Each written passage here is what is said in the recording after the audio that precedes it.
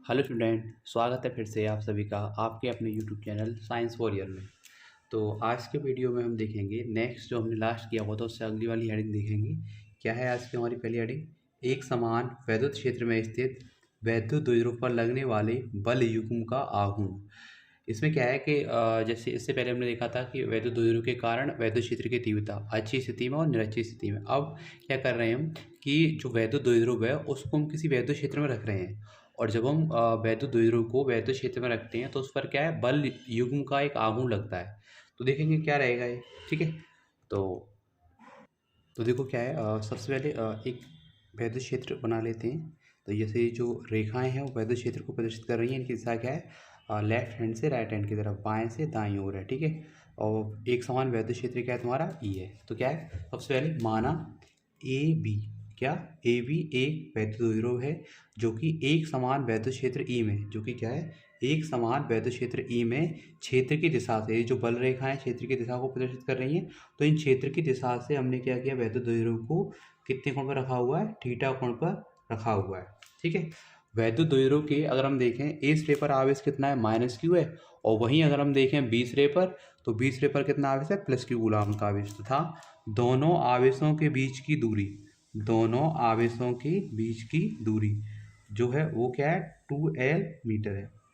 ठीक है, ये हो जाएगा। अब अगर हम देखें वैद्युत क्षेत्र ई के कारण, वैद्युत क्षेत्र ई के कारण, देखो मैंने तुम्हें एक समझाया था कि वैद्युत क्षेत्र के कारण या वैद्युत क्षेत्र की तीव्रता के कारण किसी आवेश पर लगने वाला बल। तो ई क्या है, यहाँ एक समान वैद्युत क्षेत्र है और इस वैद्युत क्षेत्र में क्या है, दो आवेश हैं, एक +q आवेश और एक -q आवेश। अब इन दोनों आवेशों पर ही क्या है, बल लगेगा। अच्छा, वहीं अगर हम देखें वैद्युत क्षेत्र ई के कारण +q आवेश पर एक बल लगेगा, बल का मान कितना रहेगा, F बराबर QE। +q आवेश पर एक बल F बराबर QE वैद्युत क्षेत्र की दिशा में कार्य करेगा।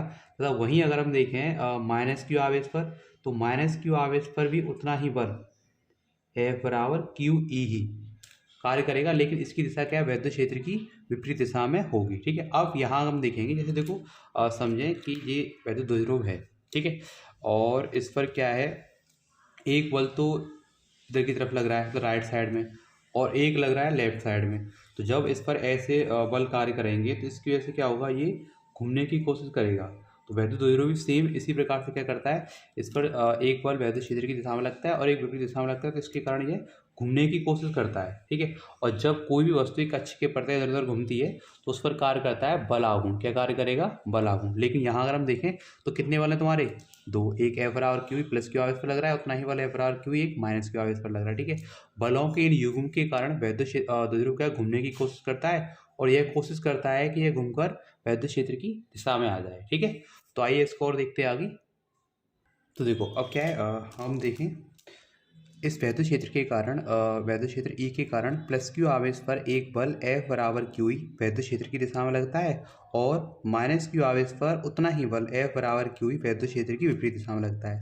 और हम देख रहे थे अभी क्या, बलों के युग्म के कारण वैद्युत द्विध्रुव क्या है, वैद्युत क्षेत्र की दिशा में घूमने का प्रयत्न करता है। तो उस पर क्या कार्य करता है, बल युग्म का आघूर्ण कार्य करता है। तो अगर हम इसमें देखें वैद्युत द्विध्रुव पर लगने वाला बल युग्म का आघूर्ण, और बल आघूर्ण का है, बल युग्म के आघूर्ण का सूत्र क्या है, बल युग्म के आघूर्ण के लिए कहेंगे तो क्या होगा, एक बल, क्योंकि दोनों ही बल बराबर हैं, दोनों में से कोई सा एक बल ले लेंगे, एक बल गुणा दोनों बलों के बीच की लंबवत दूरी। ठीक है, अब तुम्हें दोनों में से बल तो पता ही है भाई, बल का मान कितना है तुम्हारे इसमें, अगर तुम देखोगे तो दोनों के लिए बल समान है, F बराबर कितना, QE। ठीक है, उसके हिसाब से तो कोई सा भी एक बल ले सकते हैं दोनों में से। ठीक है, ये हो जाएगा, लेकिन दोनों बलों के बीच की लंबवत दूरी, अच्छा दोनों बल F +q आवेश पर बल और -q आवेश पर जो बल हैं उनमें अगर हम देखें तो दोनों बलों के बीच की दूरी कितनी है तुम्हारी, 2l। तो यहाँ दोनों बलों के बीच की लंबवत दूरी कितनी हो जाएगी, ध्यान रखना है 2l नहीं होगी, क्योंकि यहाँ अगर हम देखें तो ये इन बलों के बीच की तिरछी दूरी बन रही है। और लंबवत दूरी के लिए क्या करेंगे, हम B से एक लंब खींचेंगे, B से एक लंब खींचा हमने, और ये हो गया BM, मान लो क्या लंब खींचा, BM। तो इसको अगर हम देखें तो यहाँ हम एक पैरेलल लाइन खींचे और ये पैरेलल लाइन खींचे, तो ये देखेंगे ये दोनों वालों के बीच की क्या लंबवत दूरी हो जाएगी, कितनी दूरी होगी, BM। अच्छा, ये लंबवत दूरी है तो यहाँ ये कोण कितना होगा तुम्हारा, समकोण हो जाएगा। लंबवत दूरी के लिए भाई लंब डालेंगे तो क्या होगा, समकोण होगा। और ये कोण कितना है तुम्हारा, थीटा है ये। तो यहाँ अगर हम देखें समकोण त्रिभुज, समकोण त्रिभुज BMA में, बी एम ए में। अच्छा, इसमें अगर आप देखोगे तो पाएंगे यहाँ क्या हो रहा है कि ये कोण है, कोण के सामने की भुजा को कहेंगे हम लंब, और ये समकोण है, समकोण के सामने भुजा को कहेंगे हम कर्ण। ठीक है, और ये क्या हो जाएगा तुम्हारा ए एम है जो आधार। अच्छा, यहाँ कर्ण दे रखा है, एक कोण दे रखा है, और मान किसका चाहिए हमें, लंबवत दूरी बी एम का। तो यहाँ अगर मैं लिखूँ असमकोण त्रिभुज वी एम ए में साइन थीटा बराबर क्या होता है, लंबवत कर्ण, तो क्या हो जाएगा यहाँ पर बी एम बट्टे और कर्ण क्या है तुम्हारा ए बी। ठीक है, मान किसका चाहिए हमें, बी एम का, तो बी एम बराबर कितना हो जाएगा, ए बी साइन थीटा। ठीक है, अच्छा ए बी का कितना मान है तुम्हारा, यहाँ पर तुम देखो दोनों आवेशों के बीच की दूरी कितनी है, 2l है, तो बी एम का मान कितना हो जाएगा तुम्हारा 2l साइन थीटा, मतलब दोनों बलों के बीच की लंबवत दूरी बी एम का मान कितना रहेगा तुम्हारा 2l साइन थीटा। अब इन वाले मानों को हम यहाँ रखते हैं। ठीक है, टाउ बराबर एक बल, दोनों में से कोई सा अगर हम बल देखें तो क्या मान है क्यू ई। ठीक है, गुणा, और दोनों वालों के बीच की लंबवत दूरी 2l साइन थीटा, ये हो जाएगा। ठीक है, अच्छा दोनों को हम मिलाकर लिखें तो दोनों को मिलाकर कैसे लिख सकते हैं, टाउ बराबर में लिख सकता हूँ यहाँ पर 2l को क्यू के साथ में ले आए तो क्या जाएगा 2ql इंटू ई साइन थीटा। अच्छा, चूंकि तुम्हें पता है, चूंकि वैद्युत द्विध्रुव का आघूर्ण, वैद्युत द्विध्रुव का आघूर्ण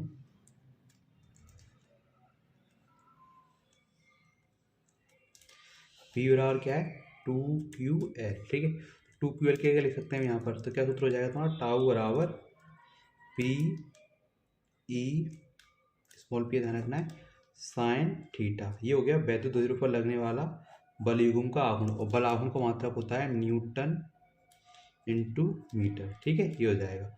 तो हमने देखा कि एक समान वैद्युत क्षेत्र में रखे वैद्युत द्विध्रुव पर लगने वाले बल युग्म के आघूर्ण सूत्र क्या बना, टाउ बराबर पी ई साइन थीटा। अच्छा, बल आघूर्ण क्या है, एक सदिश राशि है, तो इसको हम सदिश रूप में भी लिख सकते हैं।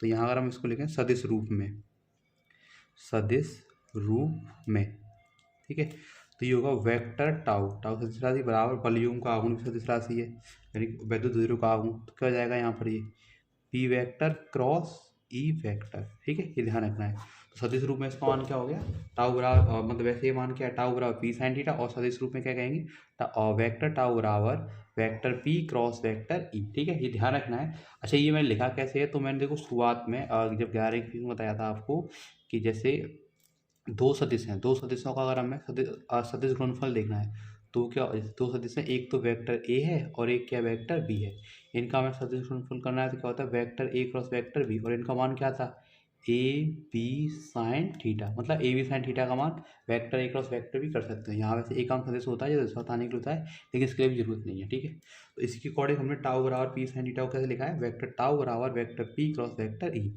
और मात्रक लिखेंगे तो क्या होगा न्यूटन इंटू मीटर। तो ये हो गया तुम्हारा एक समान वैद्युत क्षेत्र में रखे वैद्युत द्विध्रुव पर लगने वाले बल युग्म का आघूर्ण। ठीक है, अच्छा एक बार फिर से समझा देता हूँ, पूरा देखो ध्यान से देखेंगे। सबसे पहले क्या किया हमने, माना हमारे पास एक वैद्युत द्विध्रुव है क्या ए बी, जो कि एक समान वैद्युत क्षेत्र ई में क्षेत्र की दिशा से थीटा कोण बनाते हुए रखा गया है। इसके ए सिरे पर क्या है माइनस क्यू आवेश, और बी सिरे पर क्या है प्लस क्यू आवेश, और दोनों आवेशों के बीच की दूरी कितनी है 2l मीटर। ठीक है, अच्छा होता क्या है, वैद्युत क्षेत्र ई के कारण प्लस क्यू आवेश पर एक बल F बराबर क्यू ई वैद्युत क्षेत्र की दिशा में लगता है। वहीं अगर हम देखें माइनस क्यू आवेश पर उतना ही बल F बराबर क्यू वैद्युत क्षेत्र की विपरीत दिशा में लगता है। इन बलों के युग्म के कारण क्या होता है, वैद्युत द्विध्रुव वैद्युत क्षेत्र की दिशा में घूमने का प्रयत्न करता है। जब ये वैद्युत क्षेत्र की दिशा में घूमेगा तो इस पर क्या कार्य करेगा, बल युग्म का आघूर्ण। ठीक है, और बल युग्म के आघूर्ण का सूत्र क्या होता है, एक बल गुणा दोनों बलों के बीच की लंबवत दूरी, इसको हम टाउ से प्रदर्शित करते हैं। टाउ बराबर दोनों में एक बल क्या है तुम्हारा क्यू ई, कोई सा भी ले लो क्योंकि दोनों समान है, इंटू दोनों बलों के बीच की लंबवत दूरी हमने यहाँ देखी कितनी आई 2l साइन थीटा, तो ये लिख दी 2l साइन थीटा। टाउ बराबर क्यू को 2l गुणा कर दिया 2ql इंटू ई साइन थीटा। 2ql किसके बराबर होता है, वैद्युत द्विध्रुव का आघूर्ण, पी बराबर 2ql हो गया। तो यहाँ क्या हो गया, टाउ बराबर P E sine theta newton into metre. सदिश रूप में मान क्या हो गया, इसको हमें सदिश रूप में लिखना है तो वेक्टर टाउ बराबर vector P cross vector E. इसी के साथ इस वीडियो को यहाँ अंत करते हैं। अच्छा, जैसे मैंने आपको जिस हिसाब से सिलेबस का पैटर्न बताया था उसके अकॉर्डिंग क्या है, एक चैप्टर ख़त्म हो गया है। तो इस चैप्टर के बाद क्या है, हम स्टार्ट करेंगे न्यूमेरिकल क्वेश्चंस। तो इसके लिए आपको ध्यान रखना है, सवालों को अच्छे से करना है, और उसके लिए क्या है, सारे चैप्टर के सूत्रों को रिवाइज़ करना है। एक सवाल बहुत अच्छे तरीके से, और जो एग्ज़ाम में आए हुए हैं प्रीवियस ईयर में, पिछले वर्षों में एग्ज़ाम में आए हुए हैं, उन सारे क्वेश्चंस को मैं आपको कराऊँगा। ठीक है? उम्मीद करता हूँ सारे सूत्रों को आप रिवाइज़ करेंगे, सवाल आपके अच्छे समझ में आएँगे, मैं गारंटी देता हूँ। ठीक है? बस आपको क्या करना है, सूत्रों को अच्छे से रिवाइज़ कर लेना है। ठीक है? और अगर वीडियो अच्छा लगता है तो वीडियो को लाइक करें, दोस्तों के साथ शेयर करें, और मिलते हैं नेक्स्ट वीडियो में। तब तक के लिए गॉड ब्लेस यू ऑल।